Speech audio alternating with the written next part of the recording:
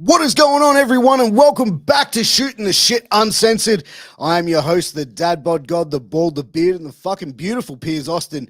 And tonight, my guest is returning. We've got Scott, motherfucking the Sesh Gremlin Green in the house. But before we get into that conversation, I need to tell everybody about healthvape.com. Now, Health Vape is your healthy vaping alternative. All of their products are no nicotine, no addictive or harmful chemicals. They help restore your energy while giving you the vital boost you need to get through your day. Guys, seriously, go and check out healthvape.com. Use that promo code MWAPOD to get a 10% discount on your final purchase.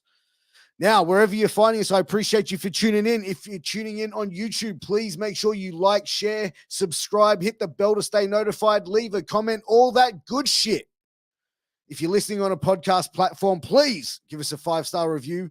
I appreciate it. It helps with our analytics. It helps us grow, helps us bring more amazing conversations to more amazing motherfucking people like you that are listening or tuning in. So go and do that shit because I appreciate it. But, ladies and gentlemen, without further ado, let's get in to my conversation with Scott motherfucking Green. Yeah.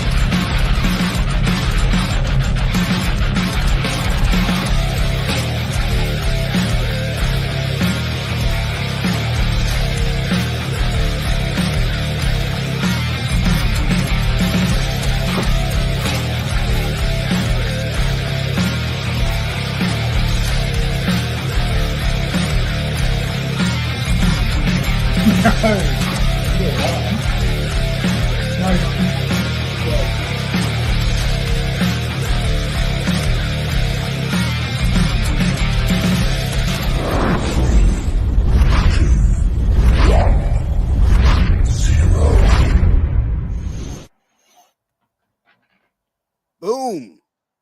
Scott Green, welcome back to the show. What's going on? Not much, man. How you doing? I'm good, man. I'm good. Fucking, man, it's good to have you back on, bro. We got a few people in the chat already tuning in. Guys, welcome. Sit back, relax, pour yourself a cold one, crack yourself a stiff one. Hell, roll yourself a green one. Why the fuck not?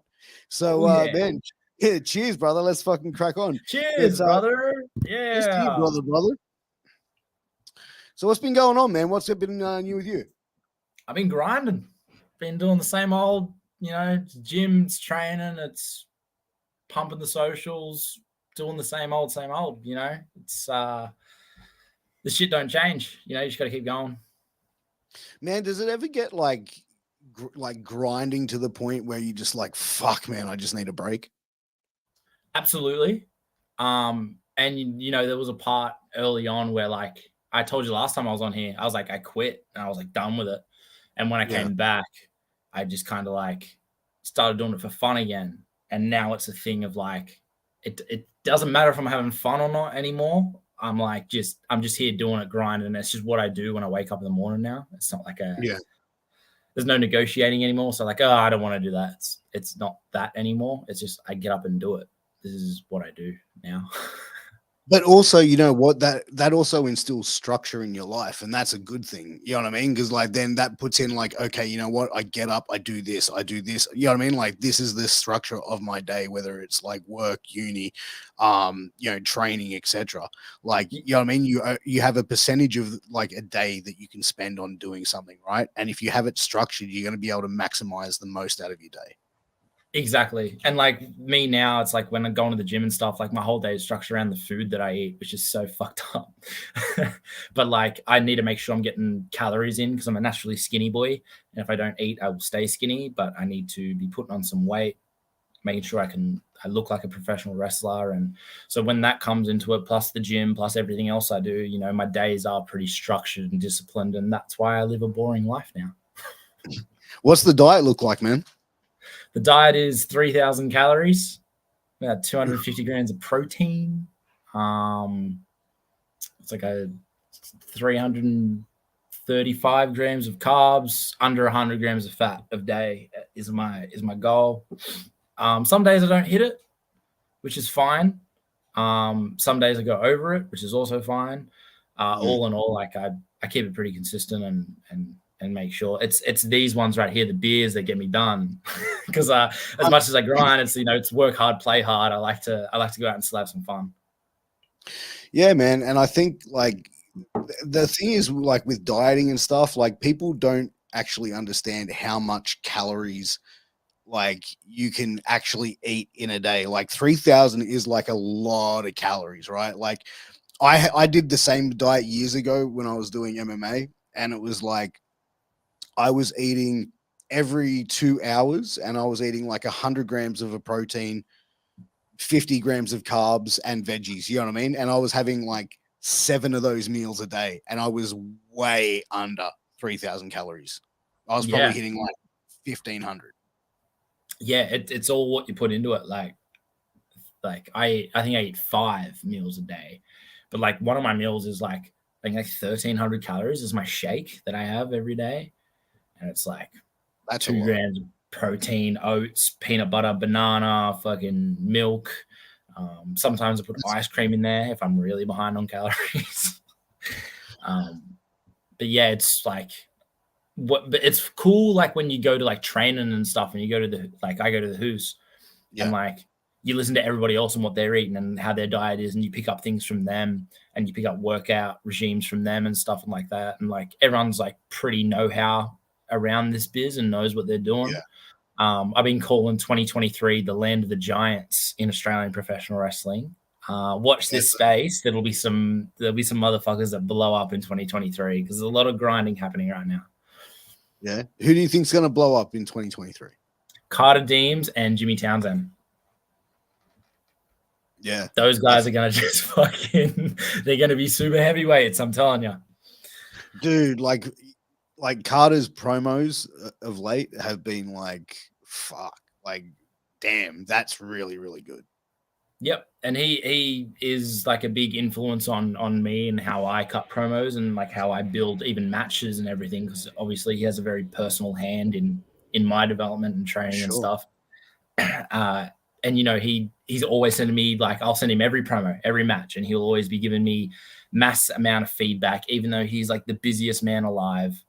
Very grateful for everything that he does, but you can see his direct influence on my entire everything that I do, because he's a very good professional wrestler. He's a great promo, and if I can emulate parts of him and then add my own shit in, then it's like creates a whole new thing. It's good because it's two complete different characters, essentially. You know what I mean? Like, it's opposite ends of the spectrum. His character compared to mine is just chess and checkers. It's completely different.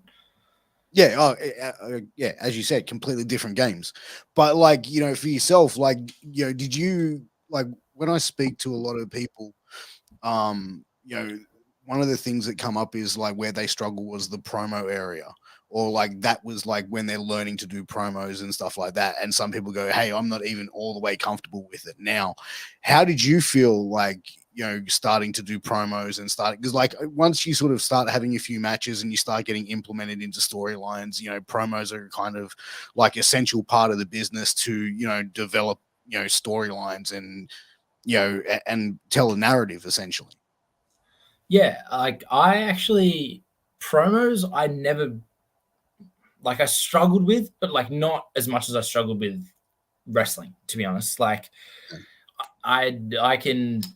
I'm an advanced English student, like band 6. I read books. I know how to put words together and articulate decently well.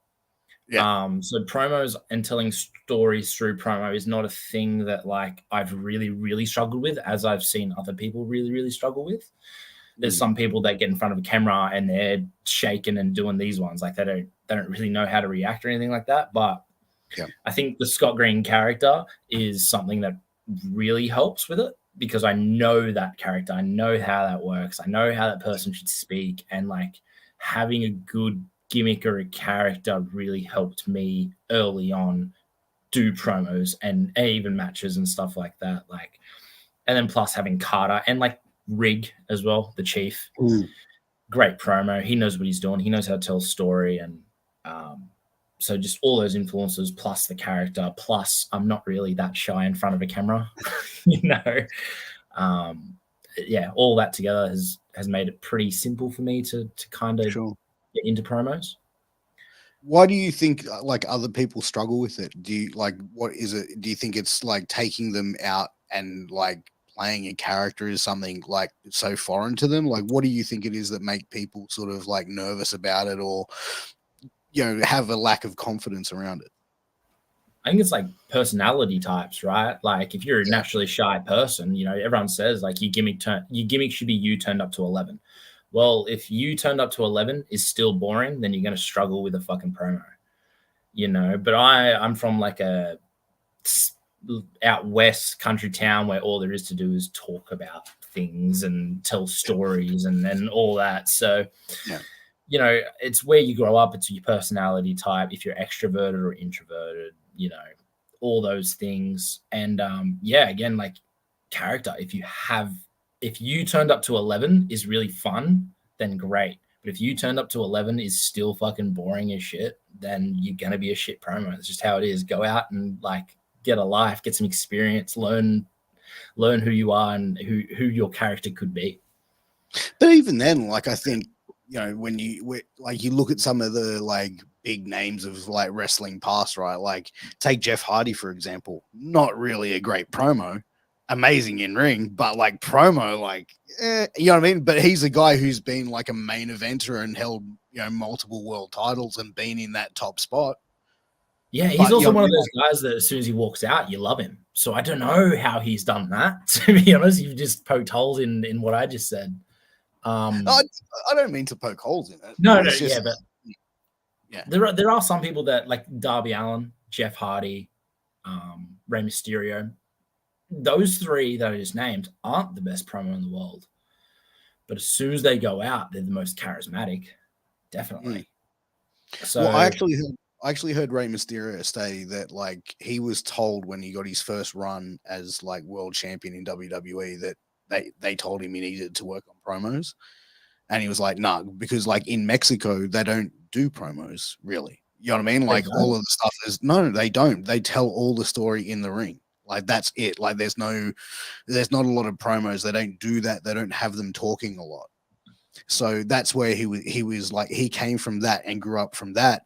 And he said if he'd worked on his promos, he believed he would have had a much better run as champion and been given more of an opportunity in that main spot.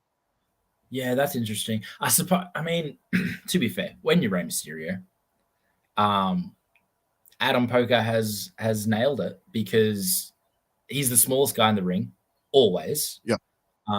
So you're always going to go for him and relate to him and be like, I want him to win because he's obviously the underdog at all times.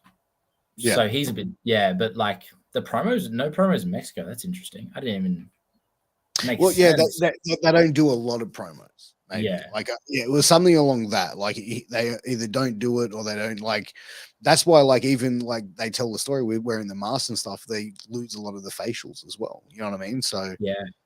Well, apparently the reason that they wear the masks is back in the day, a lot of luchadors were wealthy businessmen, lawyers and stuff like that. And professional wrestling wasn't seen as a upper class kind of entertainment avenue. So these lawyers and doctors and upper class men would put on the mask so no one knew it was them. And then they would wrestle as these luchadors for fun because they loved it because it's an amazing sport. But that's why they wore the masks, so no one would know that these very upper class men are, connected to this very middle class kind of blue collar really sport. Apparently so, yes. That's crazy.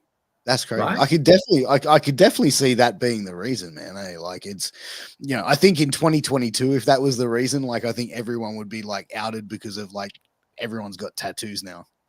Oh, yeah. It's so hard. Like it's different now.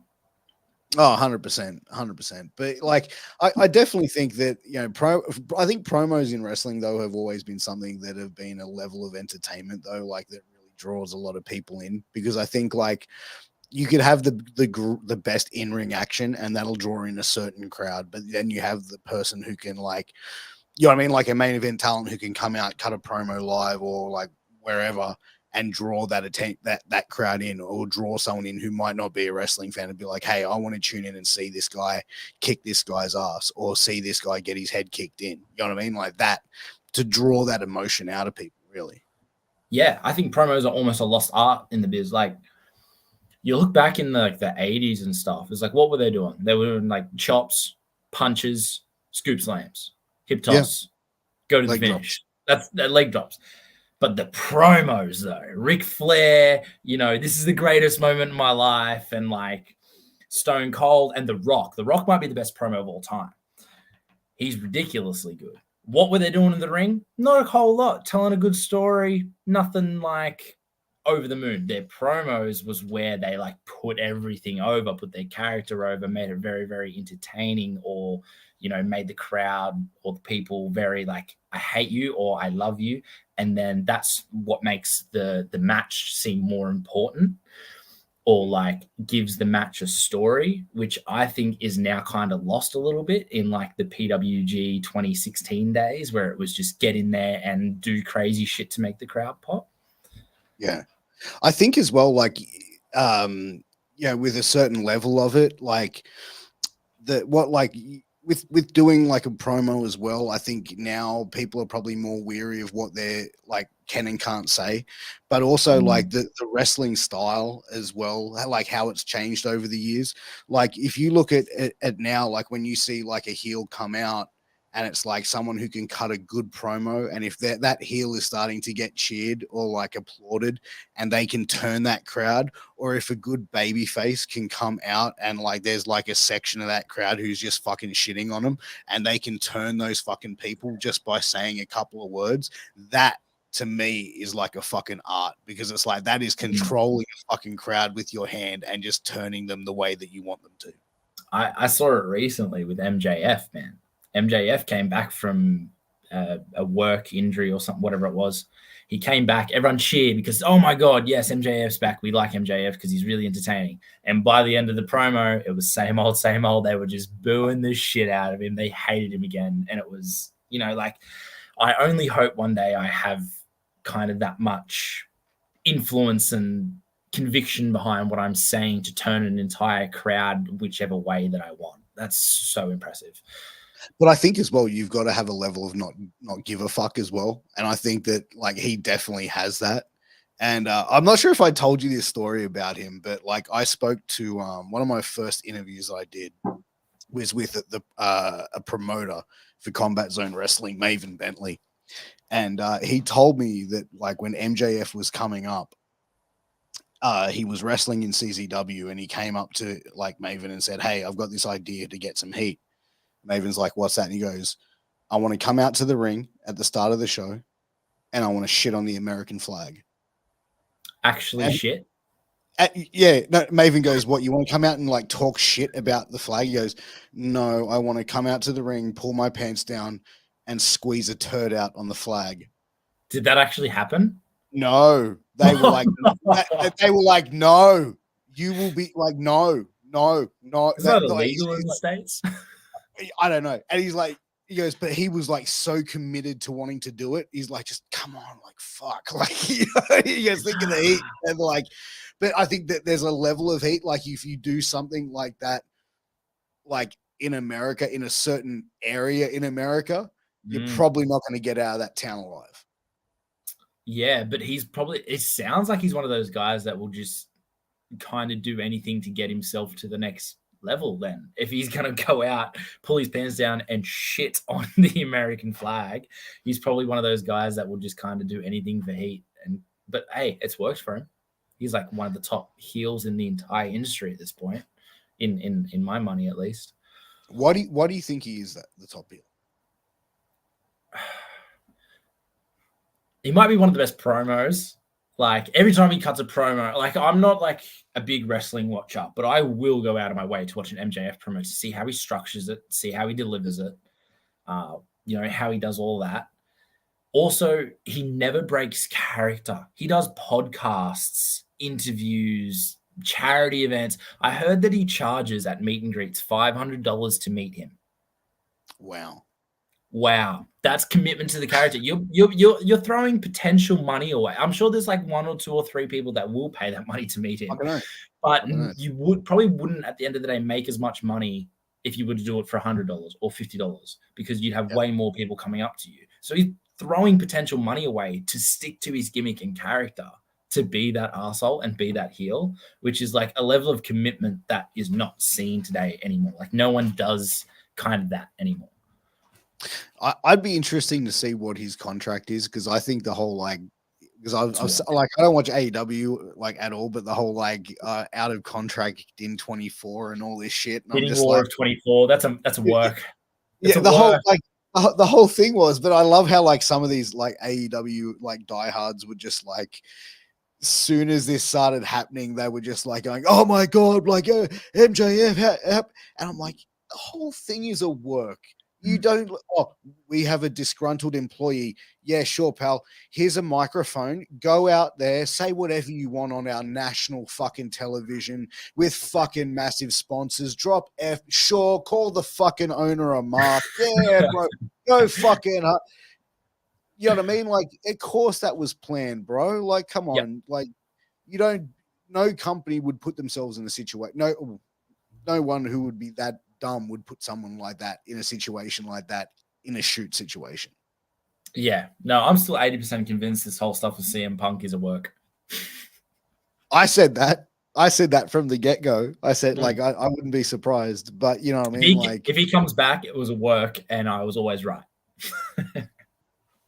But if it's a work, it's the shittest work of all time because it's just like going, hey, look how fucked Tony Khan is and his company. Oh, he looks like an idiot, doesn't he?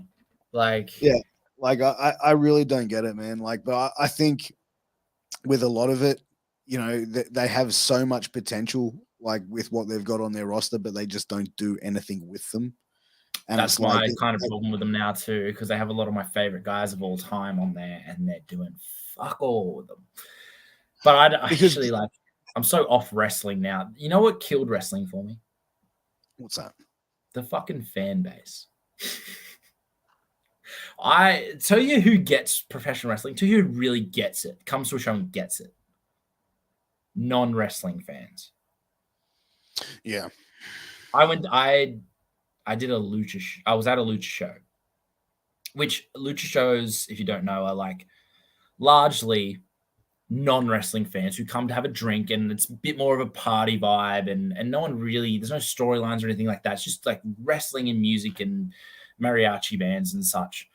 Yeah. They get around the ring and they get so excited about it and they really buy in. It's like an NXT takeover crowd. Like they're just there and they're just enjoying it. They're not sitting back scratching their chin and going, "Oh, that doesn't make sense actually." Like it's not that. It's like they don't care. They just want to be entertained, which is what professional wrestling is. It's being entertained.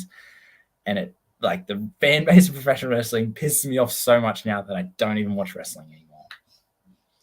Yeah, I mean, it just becomes like so, you know, tribal and everything like that. Like AEW fans are like abusing WWE fans and stuff like that. And it's just like, I'll be like, to be honest, I don't watch AEW. I've tried to watch it, and I've said before, I last about a couple of minutes and I turn it off. I just go, I don't get it. I'm not their demographic, clearly. Yeah. You know what I mean? Like, but at the end of the day, I wouldn't sit there and go, fuck, I really hope they go out of business and all these people lose their fucking jobs. Yeah, that'd be fucking great. No, it'd be like, hey, man, there's another fucking massive wrestling promotion in the world where a lot of people can work and fucking make a living doing what they love on a fucking massive scale. Good for them. Go and do it if they want to work for that. Just not my cup of tea. You know what I mean? That's how I look at it. I saw a quote the other day. I don't even know who it was from, but he was talking about politics with the upcoming the election in the US at the moment. And he said, "I see left wing and right wing, the two wings of the same bird." And that's how I see this whole WWE AEW argument. It's like, it's the same thing. They're fucking wrestling. It's two different flavors of it. Fine. But if you don't like AEW, don't watch it. Perfect. Just as you said. It's not for you. if you don't like hardcore wrestling, which, you know, I'm not a massive fan of deathmatch wrestling kind of thing, I just don't watch it. It's fine. It doesn't piss me off because I don't watch it, so I don't complain about it. I'm moving more towards kind of WWE style now as I get older, the sports entertainment style over the professional wrestling style. Well, man, I think AEW, what they do is they book from a week to week basis. They like how they book is like almost like a low level indie booking, right? So just booking show to show sort of thing. There's no, like, you don't really see any long term storytelling. Like, they're not telling compelling television stories, if that makes sense. Like, there's no substance to their product, I feel like. And I've tried to sit down and watch a couple of episodes, and honestly I can't, because it's just like all over the place. There was a couple of like good, mostly around the Elite, so it might have not been Tony Khan's brainchild, but I remember the Kenny and Hangman and the Bucks and stuff like that. They were doing some long-term stuff which paid off very well for Hangman. But now, man, it seems like the WWE is the one that's going to like kind of move into that entertainment, long-term storytelling style with Roman Reigns. Like, Roman Reigns might be the fucking GOAT. Every time I don't watch it, but every time I see a clip of him cutting a promo or like fucking with the Usos and Sami Zayn and that, I'm just like, oh my God, Roman Reigns is the fucking best. Yeah, but you know what? Like, look how they've booked him, right? They've wanted him to be the guy for what, a decade? They've wanted him to be the Cena replacement. Yes. So he got booed. He basically got the Rock treatment. Yep. Like when the Rock came in 96, die Rocky die. Like, they were trying to push him too hard as a babyface. You know, he had his bout with leukemia, came back. He got in remission with that. He comes back, but they put Paul Heyman with him, who he can either get as much fucking heat on someone as anyone else in the history of the wrestling business, or put a massive shine on them. And I think he got Roman that heat and took him to that next level. I think Roman has always been a phenomenal worker, great on the mic, but then put a Paul Heyman with him, and then it's like, fuck, you just elevated this shit all the way up to 1,000 right now. And then, you know what I mean? He works as a heel, and then slowly that shit gets over. And now look what you're seeing, where you've got Sami Zayn in there with the bloodline and all that sort of shit, doing the ones. And now they're getting babyface reactions. You know what I mean? That's what they fucking wanted from Roman Reigns. So this to me was always a thing where it was like, you know what I mean? Let's get him over here. And I think, I don't know, man. I don't know if it's been organic, but to me, I think that this shit's all been fucking very premeditated and excellently executed. They wanted him to be that bootleg John Cena way back when, and it wasn't working. So it took him fucking so long. I remember sitting at a table with my mate at like 16 years old, drunk as a skunk, just telling my mate, here's what they need to do with Roman Reigns. And this was like WrestleMania 31 times, when they were like doing Brock Lesnar Reigns at the main event. I was like, Reigns needs to look like he's losing. Lesnar's about to win. Heyman turns on Lesnar and aligns with Reigns, turn Reigns heel and make him the champ. And that'll fix all of it. Everyone will be happy. They didn't do it until like 6 years later. Reigns was never like that good until they did exactly what I said, like 6 years fucking later. That's a fucking pretty wild fucking prediction, man. I have a mate that will back me up. We talk about it all the time. This is exactly what they need to do. And you know, they eventually did it, because I looked at it like you look at The Rock. The Rock got booed. Yeah. Guess what? They turned him heel, put him with someone else, and then he was like the most over fucking thing on every card ever. It's pretty, like, history repeats itself. If you look at history in anything ever, it will always repeat itself. That's just how shit works. So just redo what you've done. I know it sounds shit, but it does work. But I think that's what, like, you know, like they've definitely executed this, like, I think excellently to a T. I think Sami Zayn, to me, is probably one of the most underrated fucking like wrestlers on the fucking roster in WWE, to be honest. On the planet. He Yeah. is so fucking good. He's never got his just desserts, like, ever. His NXT run was amazing. He came up to the main roster. It's not like he's getting, like, amazing. He's never won the world title or anything like that. He's never been, like, the biggest dog. But everything he's handed, he nails. Everything. They're I like, agree. we got this dumb storyline for you, like the match with Johnny Knoxville. Yeah. There are like 4 people in the entire world that could make that work, and Sami Zayn is one of them. And he made it. It's like one of the best matches on the card. You reckon? It was so fun. It was like, I love those type of matches. Like when there was that wheel. Did you watch Coliseum? Yes. The wheelchair match with Lucci and Charlie Evans and the Velocity. Oh my god. Yeah. That's my type of wrestling.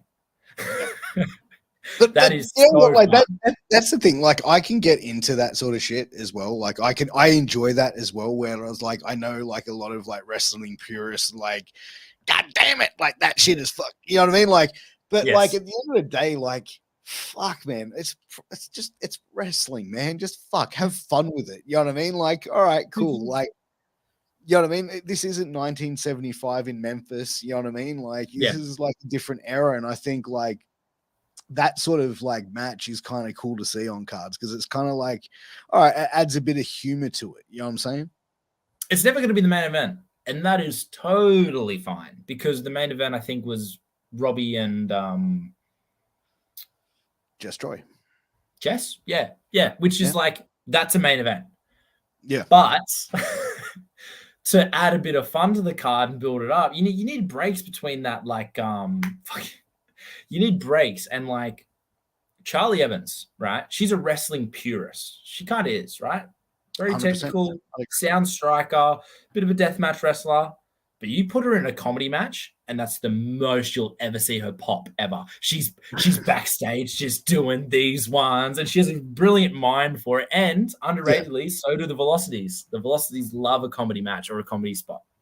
Yeah, right. Yeah. So you wouldn't think it, because they're like 5-star wrestlers, but, like, if you give them a comedy spot, they're popping. But you know what? I think because it's something different for them to be able to do. Yeah. I also think they're massive fans of DDT, which, if I'm not mistaken, is a Japanese company that does a lot of that silly style of wrestling. Yeah. I don't mind it. I don't mind it, man. I think, like, I've always said, wrestling is kind of like a buffet. You got to have, like, something for everybody. And there's always going to be different types of wrestling, and there's going to be fans and marks and whatever for each and every type. Yep, absolutely. And I think humor and comedy is, like, one of those things that everyone can relate to.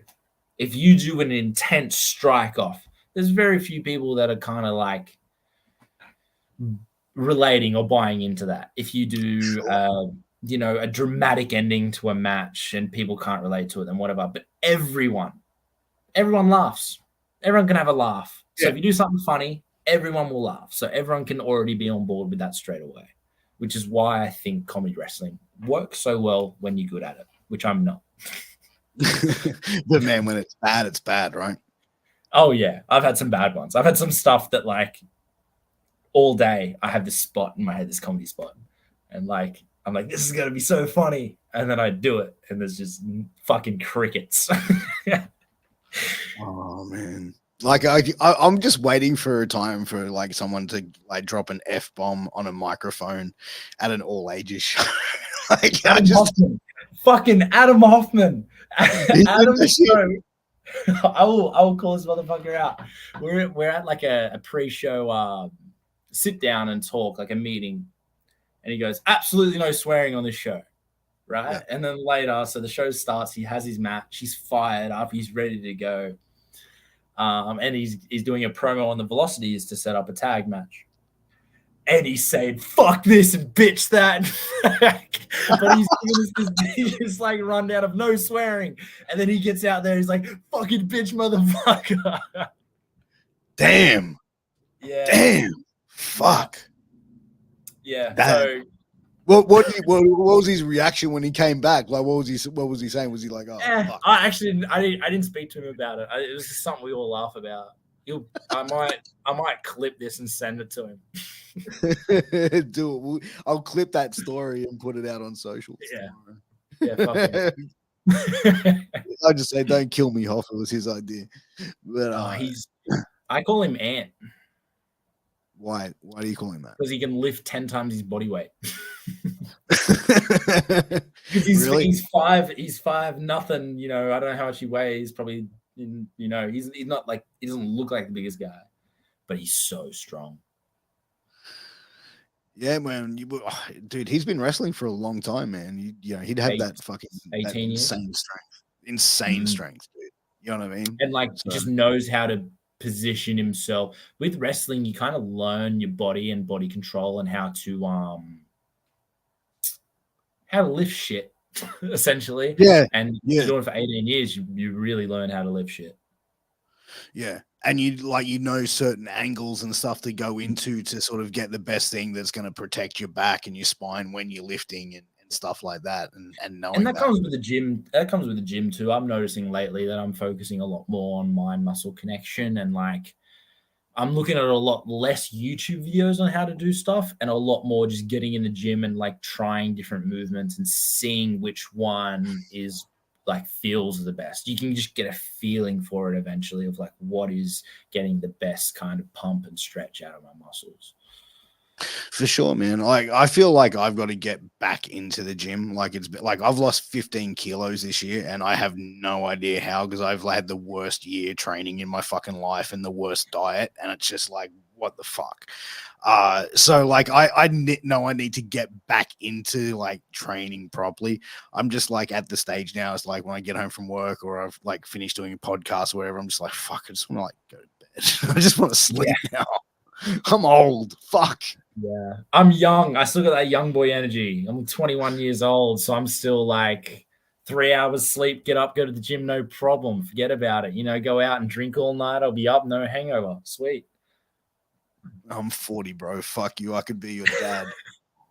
You're my dad. Actually, I used to joke about that a lot with Parker Thomas. He's old enough to be my dad. I mean, I used to joke about it, not so much anymore. That piece of shit. I'm wrestling him on Saturday. I could actually see the family resemblance. I hope you're joking. If I looked like that man, I would. Nah. Maybe shave the hair, grow the beard out. See, no. Mini miracle. The mini miracle. Yeah, there you go. It'd be a miracle if he could trick someone to sleep with him so he could have a kid. That's what the miracle would be. Oh, wow. Damn, you're really shooting. Come on, aren't you? No, we're shooting. Fuck that guy. I hate him. Oh, shit. He's a piece of shit. I'm going to kick his fucking ass on Saturday, bro. I swear. Okay. Relax. Don't get excited, bro. But man, with everything that's been going on for you, man, what's the rest of your year looking like? Are you fully booked out for the rest of the year? Yeah, legit. The end of my year is hectic. Actually, I was speaking about it earlier today. The end of my year is super hectic. Got a newie, got IWA. And then, my birthday is in December, and then Christmas, and then New Year's, and then, I've got some stuff cooking early January. So yeah, I'm got heaps on, which is great because there was a time in my career where I was training 4 times a week and there was nothing happening for me and I was complaining. So, you got to be grateful for what you do have now, type of thing. There's a lot of people. So IWA. I was just going to say IWA is a lot of fun as well, right? I love IWA. I put those guys fucking hell. They gave me my first start and I love IWA and it's something that I hope I always do.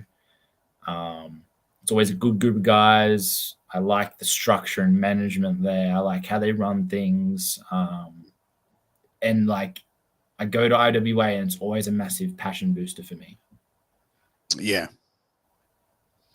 Yeah, I think Mark Mercedes as well. He Like, he is absolutely awesome. Like, I've had him on the podcast a few times, and like, you know, he's an awesome dude. Like, whenever I get a chance to go to an IWA show, I'm always there, like hanging out with him, like getting shown like a few new magic tricks he's learned and stuff like that. The magic mark.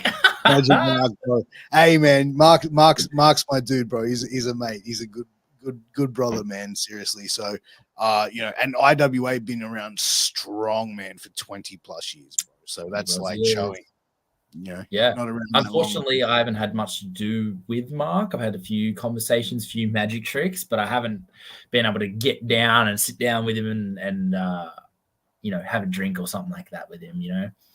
Hack his brain, dude. He's like so fucking knowledgeable, man.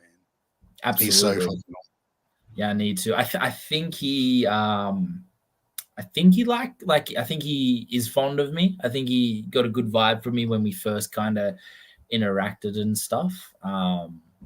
You know, there's a story of me. I was doing this my first ever IWA tour. We were doing this spot where I was a fan in the crowd and get called out to the ring to face a heel, a Jackson Kelly or a Chief. And on the last night of a 4-day tour, I was versing Jackson Kelly for the. And we've just frozen there with Scott Green. He'll be back in just a second, guys. But guys, make sure you go and check out sleefs.com. That's SLEEFS, sleefs.com. Sleeves is your one-stop shop for all your athletic wear, your athletic gear. They've got headbands, compression pants, compression socks, mouth guards, boots, and they've even got those dirty boxes over at sleeves.com. Make sure that you go and check out Sleeves. Also, use that promo code MWAPOD to get a 10% discount on your final purchase. We're waiting for Scott to come back, but I know that the live crowd is sitting there. Throw out some questions that you want me to throw up and ask Scott when he comes back in. Guys, we've got one question here. Any plans to wrestle other companies soon? When Scott comes back, we'll make sure to answer that one. Can't believe you're visiting public toilet Parker. Okay. Yeah, so guys, make sure you throw out those questions. We'll make sure to get them up soon as we get Scott Green back in here. He'll be here in just a second, guys. But I'm going to say this, guys. Make sure you go and get your tickets this Saturday, the 12th at 5 Dock for FWA. I'm going to be commentating on that show. Please make sure you turn up, check it out. There's a lot of other great Aussie wrestling shows on this weekend. Make sure you go check out PWA.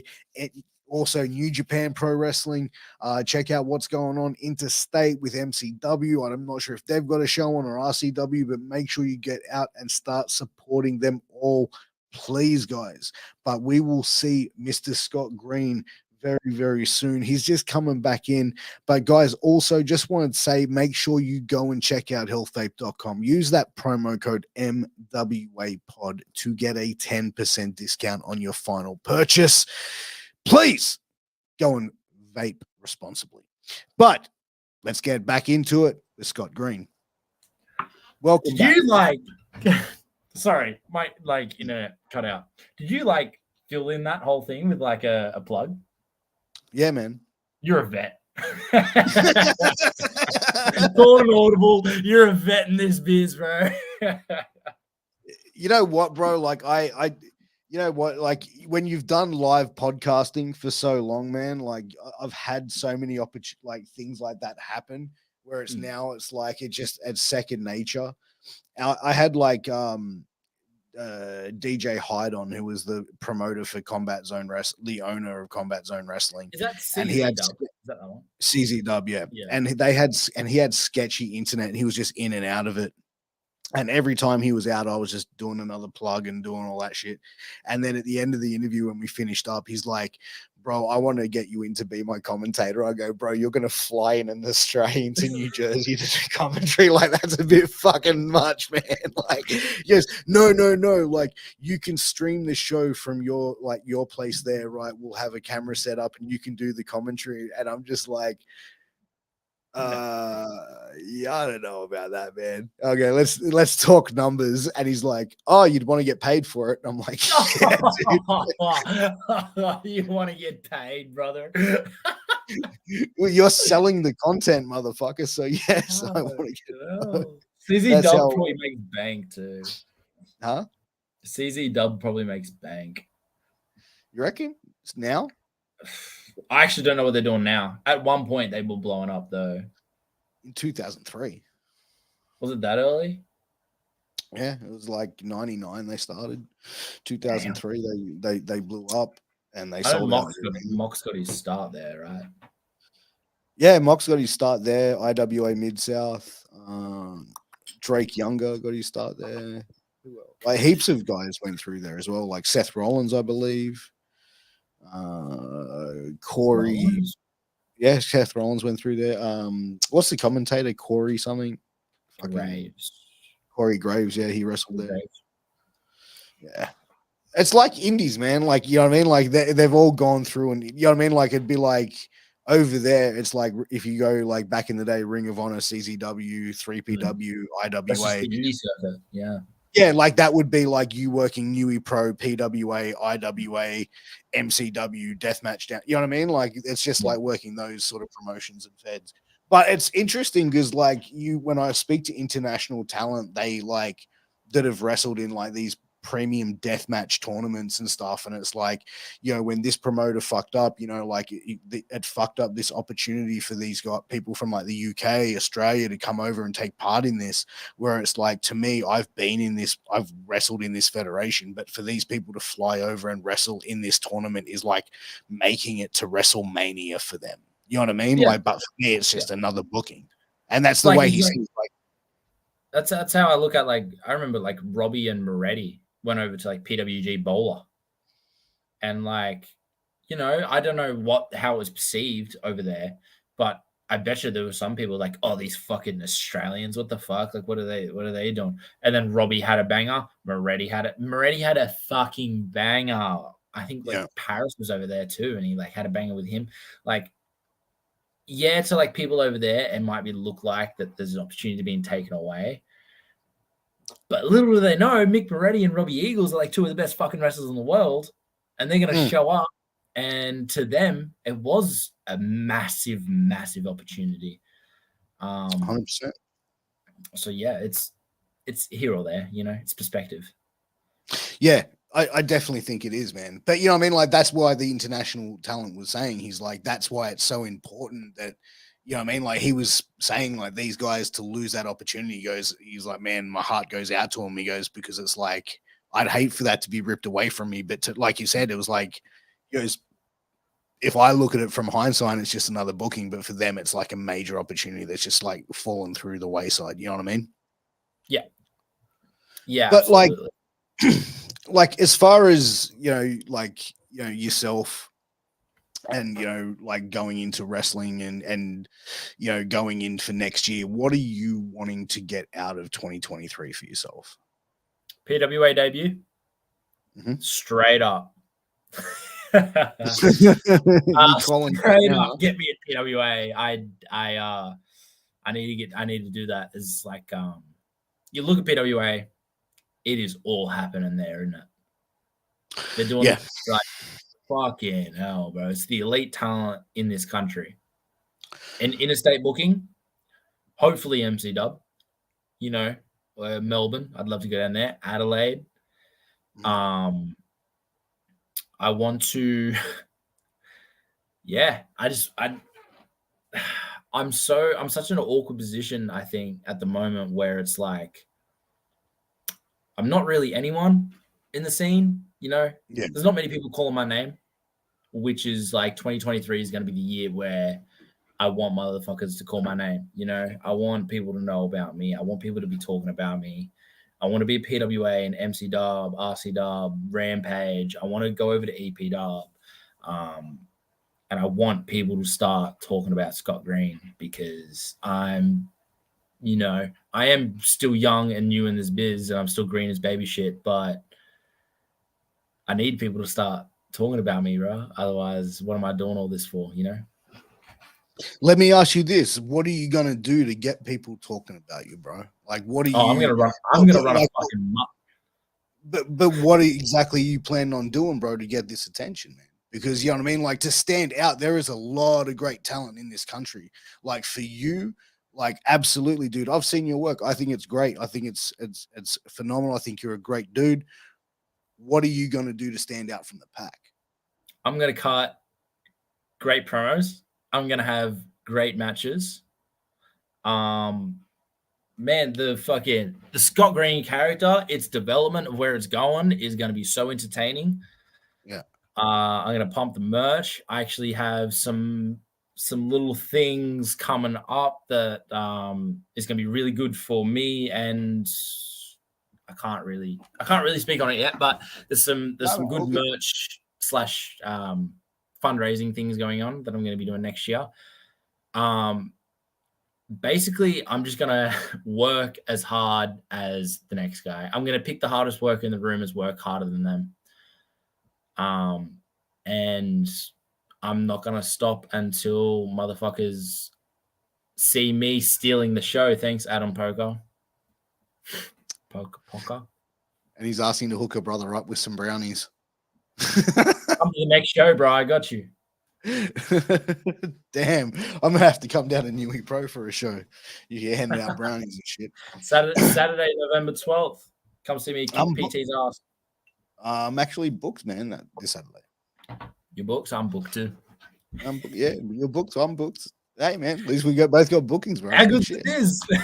How good is it, man? It's great. It's, you know what I mean? Everyone's getting work. Everyone's, putting on great shows and bangers, you know what I mean? So I think it's, I think it's good seeing more promotions popping up, man, and being able to draw some crowds. Yeah. I think I get pissed off at the amount of shit wrestling that's in this country. There's a lot of bad wrestling around, and it pisses me off. But saving grace is that we also have some of the best wrestling in the world. Sorry? I was just going to say, bad in what way? Bad in what way? Untrained people, weekend warriors who just want to pop themselves on weekends, not put in the work, and think that they're really good, and they're not. They're garbage. Yeah. I mean, look, dude, I've worked on like a scale of shows, and I've seen a lot. And I've seen a lot of quality, and I've seen a lot of I've seen some not so much quality. And the bigger shows are always good, and I think because they have this higher standard. But some of the smaller shows are pretty good too, man. Like the ones that cater to families, they can be pulled off like pretty good. Like I think AWE does a pretty good show. I've seen a couple of shows from other places where I've just gone, what the fuck? Like this is just ridiculous as far as like what I've seen in ring from certain people, like, and certain shit of like how wrestlers are wrestling and the style that they are wrestling in front of that crowd, where it's like, I don't think stiff chair shots to the head in the front of a crowd of a majority of like kids under 10 is probably the best thing to be doing. But like, again, as I always say, I'm not a trained wrestler. What the fuck would I know, right? Well, absolutely. Like I had a match with the Velocities at a promotion, and tickets weren't amazing, and we knew the crowd. I mean, I didn't know, but the Velocities, Paris and Jude both said, we've done the wrestles here. We've done the wrestles, the Mark Indie Classics, and it didn't get the pop. So let's have a fun match. And at first, I was like, I'm in a match with the Velocities, and we're not going to like do tear it up. wrestles. Damn, we're not going to do fucking shooting stars and shit. But then I got out in the crowd and we started doing what we had planned, which is comedy, bit of fun, some wrestles, and the crowd's popping. Yeah. And I'm like, and I thought about it and I looked around and I was like, would they be popping as much as if we were doing, duck to go over, fucking reverse runner, pop up, power bomb, fucking light. It's you need to know the crowd. Yeah, you need to, like, I think, and like I was watching this match and I was just like, man, like I was just thought to myself, if I didn't have a kid, like if my kids were here, I would leave. Hmm. Like, you know what I mean? And I said that to the promoter. I go, bro, look, I'll be honest. If my kids were there and I was watching this sort of shit, I'd take my family and leave. I go, because it's just, they don't need to see that, man. Like, it's a kids crowd. Go out, like, have fun, do goofy shit and fucking, you know what I mean? Good guy versus bad guy. Like, does it really need to be like weapons involved? And like, I think they pulled out Lego at some stage. Lego is a weird one. Lego works, but I don't know. Apparently, Lego hurts more than thumbtacks. I don't know. Man, I don't know. I was like, bullshit. Bro, you got to have a death match and let me know. No. I will do a death match. I will do a death match if I really want to wrestle the opponent, and B, I feel like there's a calling for it. Because I think who? I was just gonna say Charlie fucking Evans. Oh wow, that's your death match, yeah? Charlie Evans, bro. And what do you mean, like Everett Connors at ringside? So what do you mean, like situation, as in like a good storyline behind it and a good reason why the two of you are going through that sort of shit? Yes, because I feel like death matches, right? They're called death matches, first of all. So if having a death match, you want to kill each other. You really hate each other. This is a blood feud. I feel like the appeal for me is lost when you're having a death match tournament where every match for 16 matches is just death matches. Why are you doing that? To win a trophy at the end? Why are you like... That doesn't really appeal to me as much as maybe a 3-month build where you're attacking each other at shows and you fucking hate each other. I'm fucking sick of you. I want to kill you. Light tubes, tables, thumbtacks, ladders, that to me is much more appealing to have a death. I'm not against death matches and the concept behind them, but it's more so there needs to be a reason for why we want to kill each other.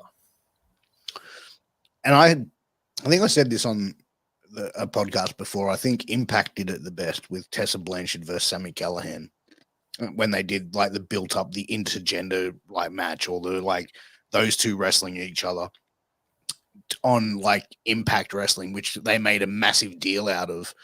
And I think it broke a lot of barriers as well for certain times. But it came to the thing, like the story was so well told that it wasn't looked at like, oh, this guy's gonna like, you know what I mean? Like, I'm not sure what backlash they got from that. Like, I'm sure there's going to be some uptight Karens that complain going, oh, it promotes domestic violence, whatever. But you didn't really hear much of that. But I feel like it told such an amazing story where it's like it built the hatred up of these two people. They're like, these two people just wanted to fucking rip each other's heads off. So the match had to happen. And that, to me, I think like they told an amazing story behind it. And you can do the same thing with that sort of death match where it's like you have this fucking hatred that's so fucking bad that you just want to fuck someone up. Because like to me, it's like when I watch deathmatch wrestling, I see people go through and just doing it and just having a death match. It's like, bro, I don't know, man. I feel like you'd have to be like, if you looked at it as a shoot, like you'd have to be a sociopath to want to go and like fuck someone up with some glass, bro. Like, you know what I mean? Like if you look at the UFC, right? Yeah. They're touching gloves at the start of the round. They're beating the absolute living piss out of each other, two of the most elite athletes in the fucking world. And at the end of the fight, they'll hug it out and say, good fight, brother. There has to be a reason for which, you want, like, it goes beyond the sport. It goes beyond, I just want to win this match to further my career. It needs to be a reason. And that's what's brilliant about professional wrestling. It's quite easy to come up with those reasons.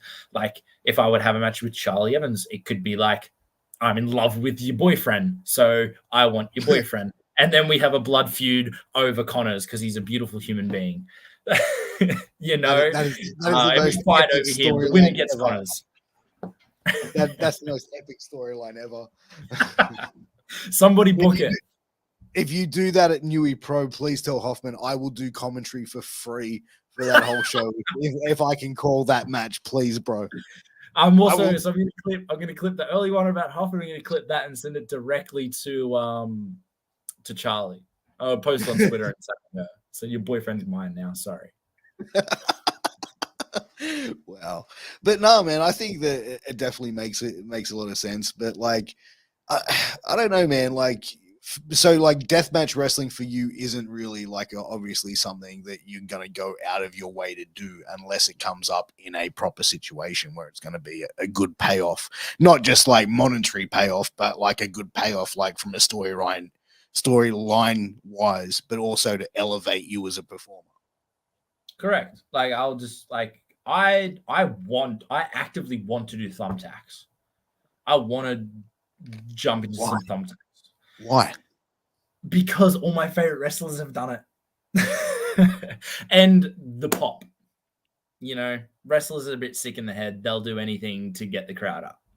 You know, and just to say that I did it, to have that video of like, hey, look what I did. You know, just to have all that. But I'll only do it if the situation is right for it. If it's, you know, if I'm getting the absolute 100% kind of reaction out of the crowd for the thumbtacks, if the spot's well thought out, the storyline is going that way, and it makes sense for that to happen. Yeah. And I think that that's where, like, I think now where you see like so much, like, I feel like of deathmatch wrestling, like a lot of promotions, like overseas, having like every match or having more than one or like having like 3 death matches on a card. I think every show it loses a little bit of that mystique to it. You know what I mean? Most of it. Imagine, right. So imagine at the start of a match, you have 2 light tubes in 2 corners, and you're having a wrestling match, and you're building to this light tube. You're building to this light tube, trying to reach it, but not getting there, blah, blah, blah, blah. And at the 2 peaks of the match, you have the 2 light tubes smashed over somebody, right? The first one's going to be, oh, and then you build to the second one. Bang, that's when you go to the finish, and it makes it just so much bigger because some of these death matches have like what, fucking 15, 16, 20 light tubes, and they're just like in the middle of a spot, just grab a light tube and smack it on somebody. It's like by the 6th light tube that you smash on somebody, it's gonna be like meh, whatever. But if you build to the light tube spots and like, oh, he didn't get it that time, oh, he got it, oh my god, bang, that's when it is like everything means more, and that's when you can get like the most reactions out of a crowd rather than just like smash, smash, smash. Well, I find that ridiculous. Like I've seen some clips where it's like you see like 3 or so wrestlers standing in a thing and they're literally just going bang, bang, bang, and they're just like literally just picking up light tubes and like you just no selling every single fucking thing. So the next match that comes out and the guy fucking light tube some guy and the guy actually fucking sells that shit, they're gonna go, what a fucking pussy. Like, well, you know what I mean? Like that's what, because like hardcore wrestling fans will look at that shit and they'll say, what the fuck? Yeah, we just seen this. And now we're seeing this. Which is also probably why there should be like kind of like 1 death match or 1 hardcore match per card type of thing. Mix it up. This is why you shouldn't, in my opinion. I don't know everything about wrestling. As I said earlier, I'm green as baby shit. I'm not like, this is my personal opinion. It's like 1 gimmick match, a card type of thing. You can sneak like a ladder match and a table match on the same card type of thing because they're very 2 kind of different matches, but when it comes to like just running a tournament of death matches or something like that, that's to me that just like loses all the appeal of a death match. I think like there's so many deathmatch wrestlers now that if that was the case, a lot of them wouldn't be getting work. Yeah, and you know, I might be wrong in saying this, but there's a lot of deathmatch wrestlers out there that shouldn't be wrestlers at all. They're just popping up on weekends and smashing each other with light tubes, and then going back to their 9 to 5 bleeding all week. They're not going to training. They're not putting in the work. They're not putting the ECW was different. Sorry, there's another message in the chat. ECW was a little different in that they actually built storylines. Go watch One Night Stand if you don't believe me. 100%. They the built best, a lot of my favorite pay-per-view of all time. One Night Stand, really? Yeah. Really? Yeah. One of my favorite pay-per-view of all time. It's fucking banger. 1 or 2. The Rob Van Dam Cena one. 2006. Yeah. Yeah. That was like that might have been like the first pay-per-view that I ever saw as a kid too. Like I remember I got the DVD for it from a video store. Remember video stores? Yeah, man, I remember those, dude. Like, you know what I loved about the way ECW did shows is like, and you've seen it in like the first um one night stand where they had like everything transitioned from a match to a match. It's like Rob Van Dam's promo and like Paul Heyman and shit, like his promo. Then that transitioned into Rhino coming out, then Sabu Yep. coming out and Yep. having the match, and then that finished. Then that had Sandman come out, and then it just fucking you know what I mean? Like it's such a transitional show to watch ECW. And I fucking love that shit. Like, because like even back in the day, like you'd see like their pay-per-views like Living Dangerously, and you know, Born to Be Wired, and all like even their older shit as well. Very structured, very similarly shot in the way they do the shows, which was a really different in the 90s to compared to what WCW and WWE did back then. Yeah, absolutely. Like, and WWE have tried to do similar things, I think, like when like someone's walking to the back after they've won a match and then like the entrance starts early and they like have a stare. But there's nothing that touches like Sandman's entrance in the Hammerstein ballroom where he's just out drinking beers on the balconies with his fucking cane and shit. Bruh. I don't know. Wrestling was different back in the day. I think I was born in the wrong era. Dude, like I've heard, like, because I'm friends with Angel. We used to do wrestling with Tragedy together, and he's told me so many stories of ECW back in the day. And it's like the shit that he's told me, I can't tell you on air, bro, but I'll tell you off air some of the wildest shit. And like, no, dude, like I'm talking like this sort of shit where you'll just sit there and just like, yeah, like you just like, what the fuck? Yeah. Huh? Well, bro, like I don't want to say ill of people that have deceased, bro. You know what I mean? Like I just don't like, not publicly. I just don't feel that's appropriate. You know what I mean? Like, wait, Angel's dead? No, Angel's not dead, but fucking people that he's told me shit about have fucking been dead. No. Yeah, fucking, I just spoke to him like a fuck. Scared the shit out of me. I was like, what? No, man, Angel's still fucking doing well, bro. This guy's he's a fucking machine, that dude. He's a machine. But like, yeah, dude, like a lot of the ECW guys, man, he told me stories of like, you know, seeing certain shit of like being in fuck, where was it? He was like in the arena and he was like sitting on one side in one of the chairs reading a book or some shit, and a couple of guys were having a tryout match, and on the other side of the arena, New Jack was sitting, and New Jack was just sitting back, chilling, whatever, like, you know, watching these guys have a tryout match. And the guy who's like working in heel goes over to the side that New Jack's sitting and just goes, "What are you looking at, boy?" And like Angel told me, he just goes, "I've just seen like New Jack's head just go." Like, did this fucking just call me boy? And he's like, nothing happened. He's like, we go backstage, we're sitting there, like we go into the locker room. He goes, I'm sitting there and I'm getting my shit ready.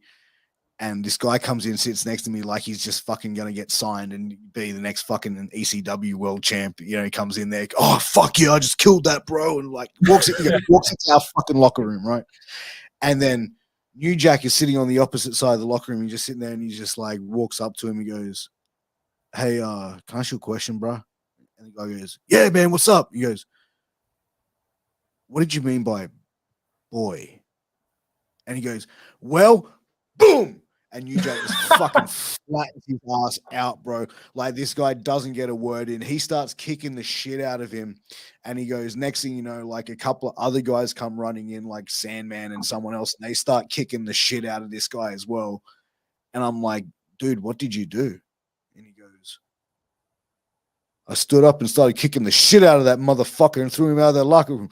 And I'm like, why, bro? And I said, why don't you help this poor motherfucker? And he goes, bro, ECW was a different place. This guy came in and disrespected one of our brothers. Fuck you. And I'm just like, damn. Thank God wrestling's not like that anymore. Jesus Christ.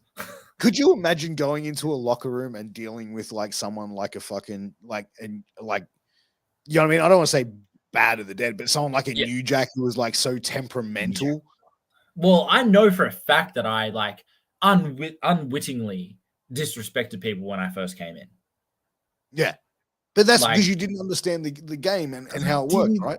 I didn't get it. I didn't know what was going on, so I just kind of said things trying to like get in with the boys, and then just didn't.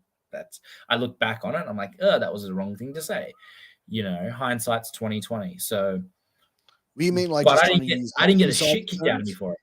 Sorry. No, but I'm saying, like, were you going up like trying to use like insider terms and trying to be like funny with them, being like, "Hey guys, what do you see that mark out there? Whoa, what a mark!" So there's actually I don't know if I can tell that story. I can't. I'm sorry. Whoa, come on, man. It's a bit of a no, I was like trying to be relatable to the boys and just trying to agree with them to find common ground type of thing. Yeah. Little did I know I was getting ribbed. And Fuck, really? so in short, I was actively talking shit about wrestlers who were friends with the people I was talking to. Just trying to find common ground with the people that I was talking with. They were setting you up. They were setting me up to talk shit about their friends. Bit of a rib, bit of a laugh, bit of a fun. And we all look back on it fondly when I tell the story, and it's a lot of fun. We all have a laugh about it. But I didn't get beat up in the locker room for it. No, but you know what I mean? Like, I think I think it's different generations. I think time has changed. And I think like, I think society, whereas like maybe in the 90s, you could get away with smacking someone in the fucking mouth if you had like an issue with them, and that would be it. Right. Absolutely. Some of the stories my dad tells about, growing up and getting in biffs and stuff. I'm like, what the fuck? I'd go to jail. The 80s and 90s, bro, they were a wild time, man. Like, it was a different era, man. You know what I mean? Like, you even like go back further and you look at the 70s and shit like that, bro. Like, I was having this conversation like this past Friday night, whereas like we're talking about TV shows that wouldn't hold up in like 2022.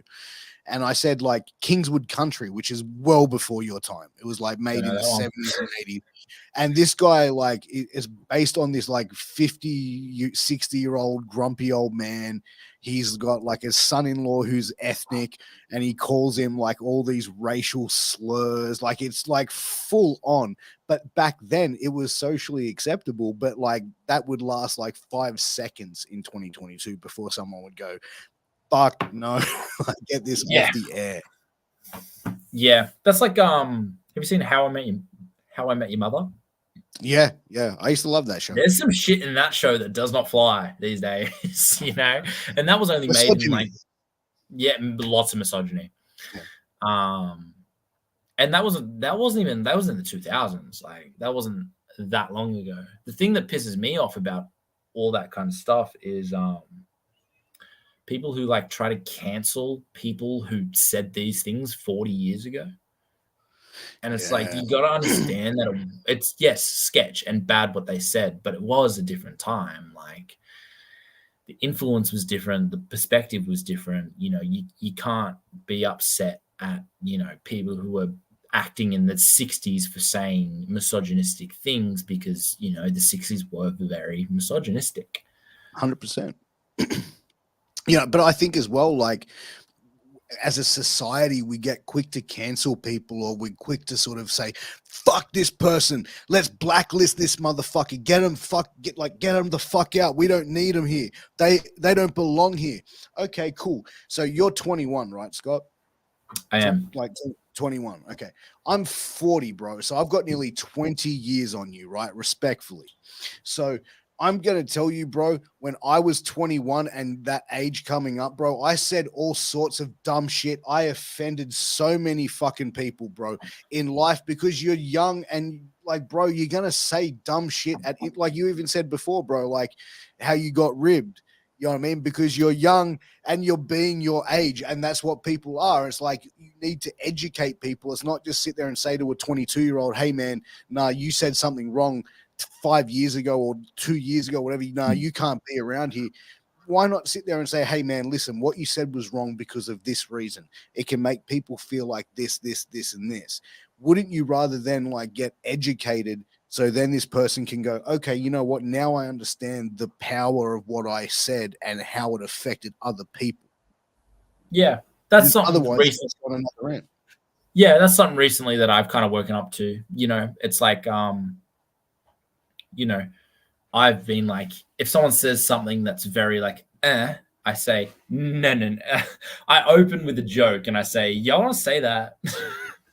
It's from a movie, you know, it's from Anchorman. Y'all don't say that. Yeah. But then I will be like, and here's why. You know, I'll say you can't say that because it's very disrespectful to this person. A lot of the times I get shrugged off and laughed about and joked, but then I can go to bed being like, I stood up to that person. I tried my best. I tried to explain to them why that's wrong. So hopefully that they think about it and hopefully that they kind of change what they're doing, because you know there's a lot of people out there still, even my age, that say very disrespectful things, and it's pretty gross.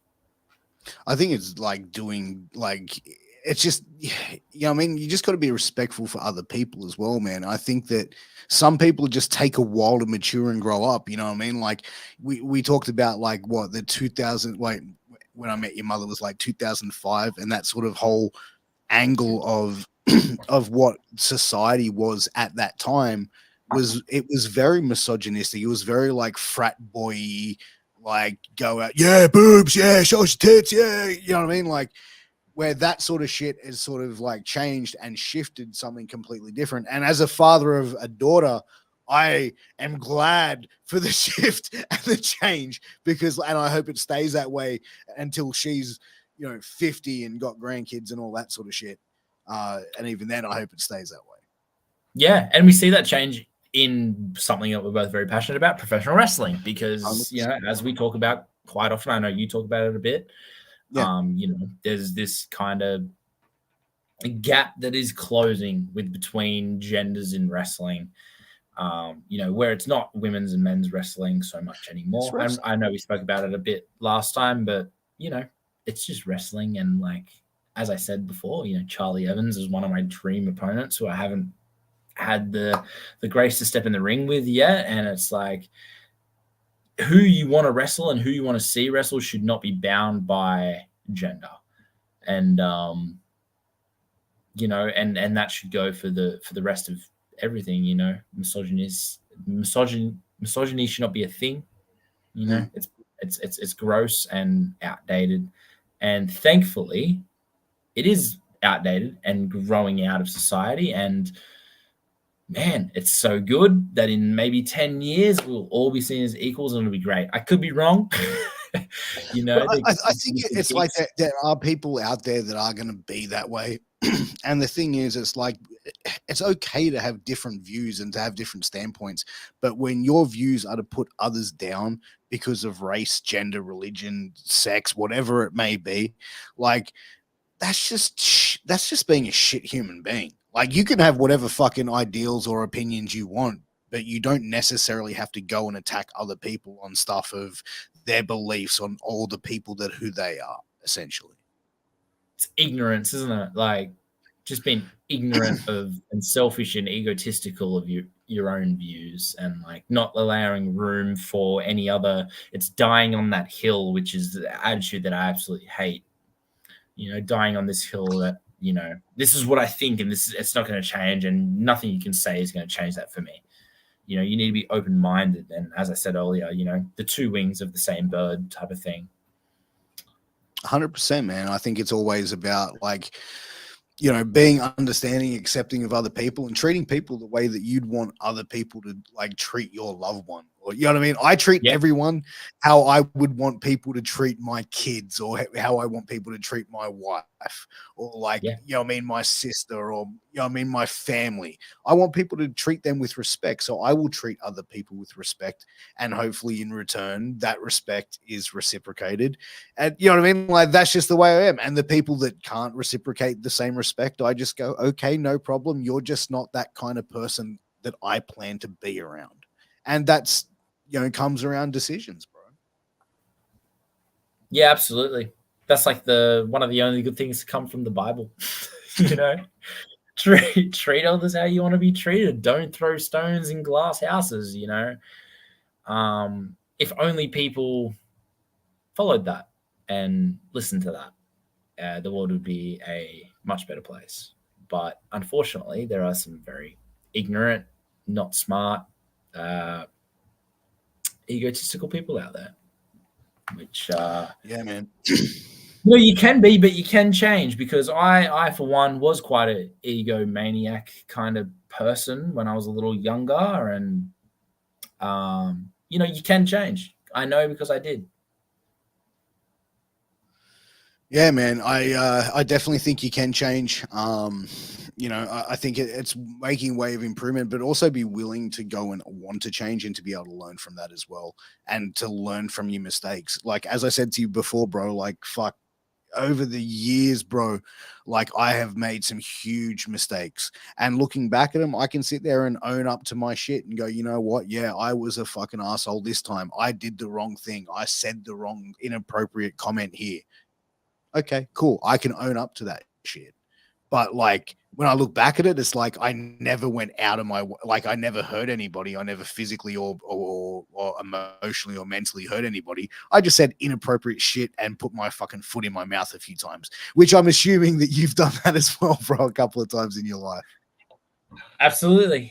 I have. And I know that I actually have hurt people and done that sort of thing, but it's all a learning curve. I am young and stupid still. But I'm willing to bet there was a person that was introduced into your life that is the reason that you changed. And there was you want me to an put action. you want me to put my wife over here, or is that it? Like, she's put you up? Yeah, that's a clip. Absolutely. yeah. Cheers, baby. Yeah, I got to shout out Mrs. Austin. yeah, I got you, brother. yeah. Thank you. Yeah, look, I definitely think that came into it, but it's also you wanted to be a better person. And I think, like, as you get older, you know what I mean, when you're younger and you're full of angst and you have this energy that's like goes on for days, it's like, it might be like, yeah, fuck this person, blah blah. But I feel like as I get older, I just have this like, just like what it like is, what it is. Like if someone cuts me off like 20 years ago, I'm like, fuck this, fuck you, fuck. But now I'm just like, he's probably in a rush. Like, I don't you know what I mean? Like, I don't give a fuck about small shit, bro. Like, I don't care about that bullshit. You know what I mean? I think that's probably, I don't know, maybe I was just an over fucking energized fucking angry kid or some shit, but no, old age. I relate heavy, I get angry at the most stupid shit. And I know it's because I'm young and stupid and care about stupid shit, but I also get very happy and energetic and manic about certain things, which is also because I'm young and have a lot of energy. So it's two sides of the coin, 100%. Adam Poker, Mrs. Austin is a weapon. Fucking oath, brother. Fucking oath. But man, look, cheers. But man, it is that time of the show for 60 seconds with Piers. Everybody knows how this is going to go. We're going to fire a bunch of questions at Scotty motherfucking Green, and he's got 60 seconds to answer as many as he can. Scotty motherfucking Green, are you ready to start the show? Yes, sir. Now the clock. Let's go. Okay. What TV series do you watch over and over, no matter how many times you fucking seen it? How I Met Your Mother. How I Met Your Mother. Cool. All right. If you could take all the credit for any song in history, which song would it be? Bohemian Rhapsody, Queen. What is something that you enjoy that you're embarrassed to admit that you like? So kind of like a guilty pleasure. Oh, that's a great question.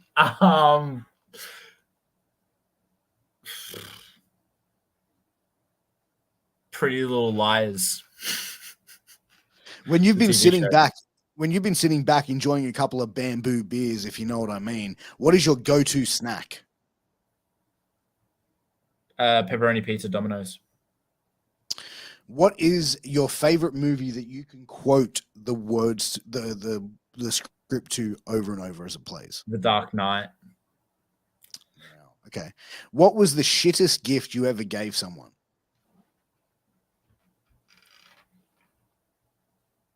My underwear. Oh, dude. What is the shittest holiday you've ever went on? The shittest holiday I ever went on. Yeah.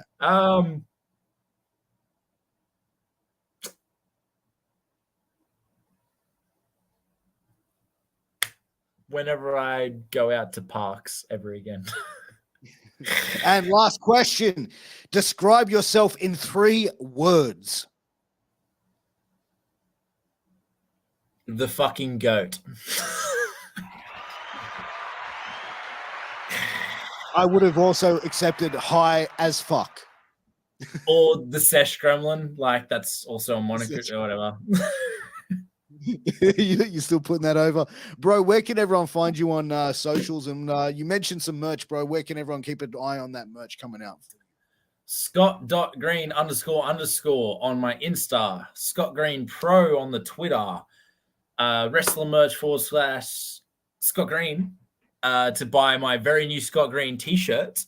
And there is some more merch coming on the way. I'm collaborating with another design company. And yeah, it's going to be, to spoil a little bit, it's going to be a charity shirt. So it's going to be supporting the Black Dog Institute. I will release the design, and I also have a plan. You know, I have a goal of amount of money I want to raise, and some extra little goodies along the way in raising that money and stuff like that. So it'll be all fun. It'll be all great. And there'll be updates coming soon, December, January sometime. I have it all sorted. Well, bro, you let me know, and what I'll do, I'll give you a free week's marketing on my podcast, bro. So however many shows I do in that week, whatever I record, I will give it a mention and give a link in that description. So we'll make sure that we talk offline, bro, so I can help promote that for you as well. Oh, that's very kind of you. Thank you. All good, man. But everyone, make sure you go and follow Mr. Scott Green. Keep an eye out on what he's got coming out. Go and support him. Get some merch. It's going to be for a great cause as well, as he said, for the Black Dog Institute. Please make sure to go and check out our sponsor, Health Vape. Go and use that promo code MWAPOD to get a 10% discount. Guys, make sure you click subscribe, like, share, tap that little red button and tap in to the sickest wrestling podcast in the fucking world. But Scott Green, thank you so much for being on the show, brother. I appreciate you, man. It's been great talking to you. Thank you for having me. It's a pleasure as always. I can't wait to do it again. Take care, brother. Peace.